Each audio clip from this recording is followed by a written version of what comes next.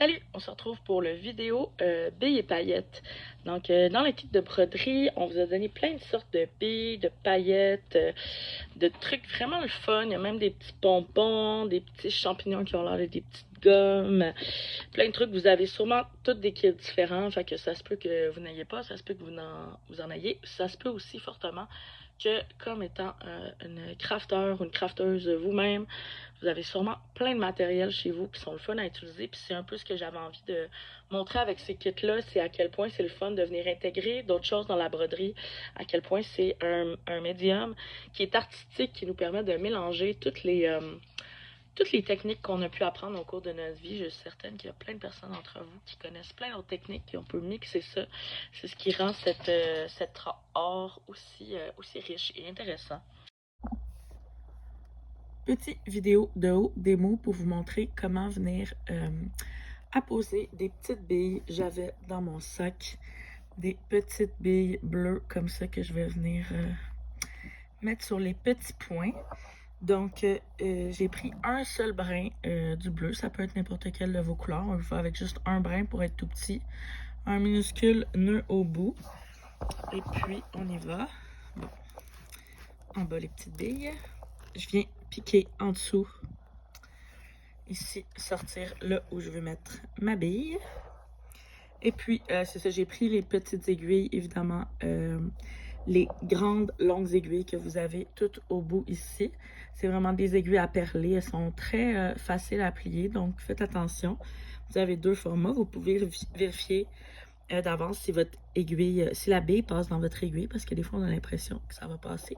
Puis finalement, ça ne va pas passer. Donc, on fait simplement venir passer la bille et on repique dans le même trou juste à côté.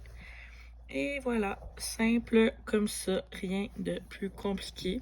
J'avais déjà fait elle ici. Avant, comme elle était grosse, j'étais capable de les coudre simplement avec mon aiguille tantôt puis mon fil à broder. Donc, vous pouvez vous permettre d'ajouter des billes comme ça à travers votre travail, tout dépendant ceux que vous avez qui vous inspirent dans votre petit sac. Celle que j'ai fait de la petite fleur, j'avais envie de faire un espèce de euh, petit embarqué avec des paillettes abstraites dessus. Je vais vous montrer un peu des exemples de ce que je fais en termes d'œuvres abstraites pour que ça soit un peu plus clair dans votre tête. J'ai des œuvres ici que j'ai faites, sont toutes disponibles sur mon site, si vous voulez voir avec un peu plus de détails.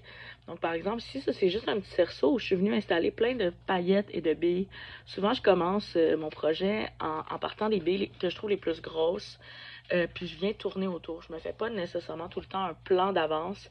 Je vais vraiment avec ce que j'ai, puis une bille à la fois. C'est ce qui rend ce genre de projet-là super intuitif, puis très méditatif. D'y aller vraiment une bille à la fois, puis de pas avoir trop de plans. Tu sais, ça va toujours donner un résultat qui est intéressant parce que les billes qui sont ensemble sont belles, puis le but, c'est de créer quelque chose d'abstrait. Donc, ça permet d'avoir un peu moins de pression par rapport à tout ce qui est figuratif. Donc ici, je suis venue racheter des pierres. On voit ici, j'ai un petit pompon.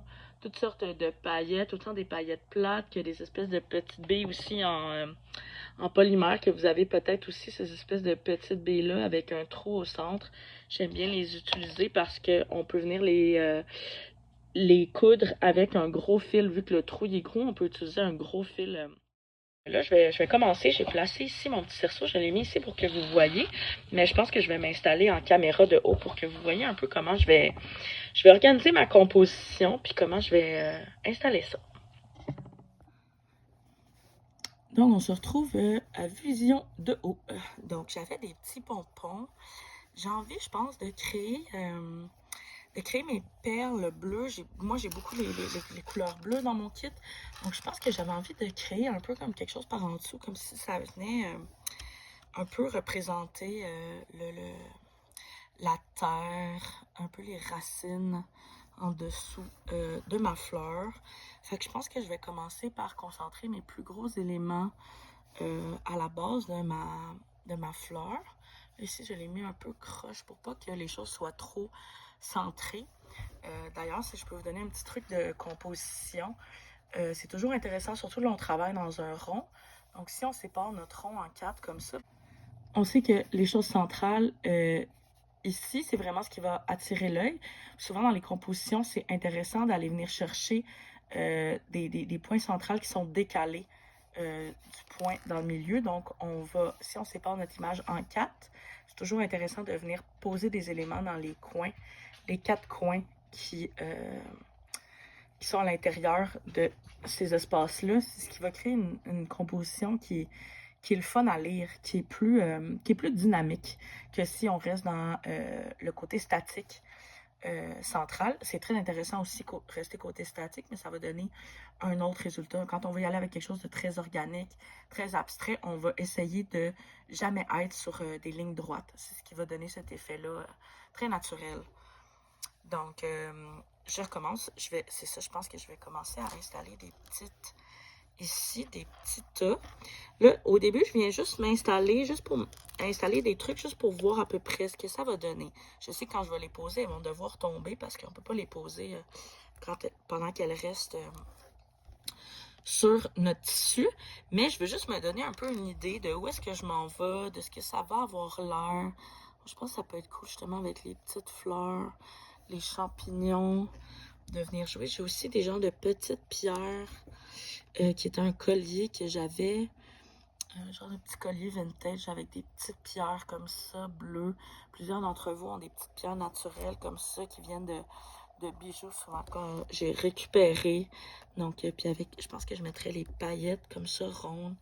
Vraiment plus dans le bas. Comme ça, je pense que ça serait intéressant. Fait que ça va juste me donner une espèce de guide. Où est-ce que je m'en vais avec cette création abstraite-là? Fait que là, une fois que j'ai un petit peu une idée d'où est-ce que je m'en vais, je vais me prendre mon fil. Donc, je suis venue me prendre un brin de bleu pour que ce soit un petit fil. J'ai utilisé une aiguille à broder quand même fine pour l'instant. Je vais passer au fil à perler à la fin. J'ai utilisé quand même une plus petite quantité de fil parce que pour les paillettes, je trouve que c'est plus... Il y a moins de chances de faire des petits nœuds. Ça va quand même mieux avec une plus petite distance de fil. Puis, bon, je fais mon fil, il fait plein de nœuds en plus. Donc, je viens le replier sur lui-même. Puis, je viens faire un nœud ici avec mes 2 fils pliés en 2. Vraiment plus classique, là, on y va pas comme le backstitch, comme je fais d'habitude. C'est moins compliqué, ça fait moins de fil à gérer, puis avec les paillettes, c'est mieux. Donc, je suis venue faire un petit double nœud au bout de mon petit fil, mon petite aiguille ici, et j'y vais. Et puis bon, évidemment, elle tombe le moment que je vais devoir broder, mais on va les replacer. Je vais commencer par mon bouton. Je viens m'installer ici, qui était mon élément le plus gros. Donc, il n'y a pas vraiment de secret là, pour poser toutes ces paillettes et toutes ces choses-là que vous avez. Ah bon, j'ai pogné. J'ai pogné les aiguilles en même temps. Donc, c'est ça. Il n'y a pas vraiment de technique là, particulière. Là, poser un bouton, c'est poser un bouton. On vient le piquer, on vient l'installer, on vient le mettre où on veut l'installer, puis on vient le coudre. Donc là, je vais faire quand même plus qu'un point. Que ça soit un peu plus solide. Et aussi plus beau, ça va faire un fil un peu plus épais qui va tenir mon petit bouton. La majorité des choses se posent très bien comme ça, là, même si vous avez vu dans mes exemples des petits quartz, si vous avez des morceaux de bois, même si vous avez des choses que vous trouvez dans la nature, que vous voudriez intégrer, qui n'ont pas nécessairement de trous, ben, on peut s'amuser à venir essayer de l'attacher avec le fil ou peut-être même de le coller. Il y a toujours une façon de venir pouvoir les apposer. Puis c'est intéressant d'utiliser des trucs différents. Donc là, je viens piquer à travers mon petit pompon. Donc, je suis venue poser mon petit pompon. Je vais venir en poser. Des fois, au début, quand on en a juste 2 comme ça, ça fait un peu étrange, effectivement. Ça donne pas nécessairement le plus beau des résultats au début. Mais faut avoir confiance au processus. Plus on en met, plus ça fait du sens. Surtout comme là, je viens mettre souvent les plus grosses ensemble. les plus élevées, celles qui ont plus de relief. Ils ressemblent à une petite pierre naturelle. Je vais venir mettre eux. Donc voilà, je vais continuer à installer des pierres comme ça. Je vais vous montrer comment je vais venir poser un petit champignon, par exemple ici. Donc ici, mes petits champignons. C'est aussi des perles avec un petit trou sur le côté. Donc simple comme ça, on vient la glisser dans notre aiguille. Puis on vient la poser. Donc une fois qu'elle est là, tu sais, on peut venir là, choisir du côté qu'on veut la mettre. Je vais venir la placer comme ça m'aide à savoir exactement où je vais. Puis là, ben, où est-ce que je vais rentrer mon aiguille. Ça va déterminer un peu quel angle lui donner. Je le veux comme ça.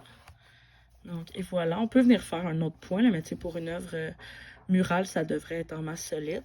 Fait qu'on s'amuse comme ça. Je vais continuer à installer quelques petites paillettes, puis je vous reviens pour... J'ai acheté pas mal d'autres de mes billes moyennes. J'avais envie de vous montrer comment j'allais poser celle-là. J'ai une petite pierre que le trou est vraiment sur le haut. J'ai envie qu'elle reste comme ça. Fait que je vais venir l'appliquer comme ça. Vous voyez, mon aiguille passe pas à travers. Donc, je vais devoir le faire avec mon aiguille à perler. Donc, on va changer les plans. Je vais refaire sortir mon aiguille à l'arrière.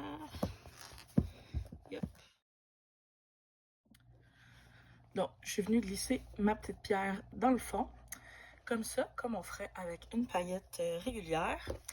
Et on vient mettre une minuscule bille, donc les toutes petites billes que vous avez sûrement aussi dans votre paquet. On vient la glisser et on vient repiquer dans le même trou.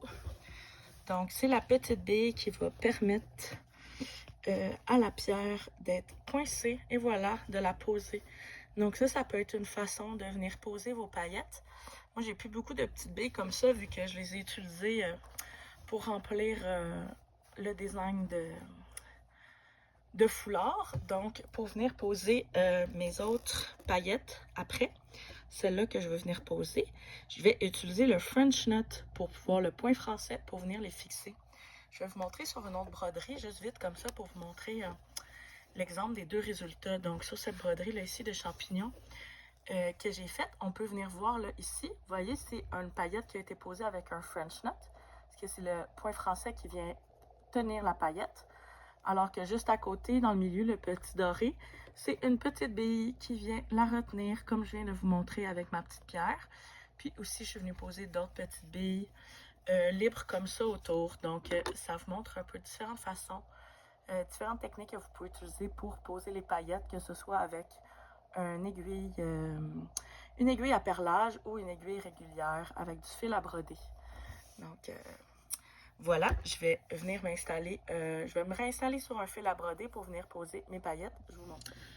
Donc, je me suis réinstallé le fil vert foncé sur une aiguille à broder régulière. Je suis venue faire un petit nœud au bout, replier mon fil sur lui-même. Je voulais utiliser le vert foncé. Je me suis dit que ça allait faire un beau rappel de ma tige, puis que ça allait faire du sens dans mon idée de venir créer un peu les racines ou le sous-terre onirique de cette fleur. Donc, vous voyez, je suis venue sortir mon fil où est-ce que j'ai envie de poser cette paillette. Donc, je passe mon aiguille dans le trou de la paillette. Je viens tenir mon fil à 1 pouce. Là, en fait, je vais venir faire un French Knot. Donc, vous pouvez vous référer aux vidéos point français si vous voulez vous le rappeler un peu mieux, parce que je vais le faire rapidement là. Donc, on tourne de tour. Je viens repiquer dans mon même trou. Je m'assure que mon fil est bien tendu autour de mon aiguille, que mes tours sont bien beaux. Et je vais venir faire traverser mon aiguille. Oh là là, je veux pas. Ah, je l'ai. Et voilà, je viens faire glisser le fil. Et on a un petit French Knot qui vient tenir ma paillette. Ce que j'aime quand on vient poser avec des French Knots, c'est que ça rajoute un petit point qui est plus mat. Le fil est plus mat, évidemment, que les paillettes. ou que si on l'avait fixé avec une petite perle, ça leur aurait rajouté beaucoup plus de luminosité. Alors qu'en venant faire un petit point vert comme ça, ou avec un autre, n'importe quel autre fil à broder, ça vient rajouter un petit point mat, je trouve, à travers la brillance. Fait que ça peut être intéressant aussi. Fait que c'est ça. Oups, bon, je recommence. 2 tours, on vient repiquer dedans. Je m'assure que mes tours sont bien tendus autour de mon aiguille. Je viens faire traverser mon aiguille et on tire doucement et voilà. Donc voilà, comme ça, je vais continuer à en apposer tout plein puis je vous montre le résultat.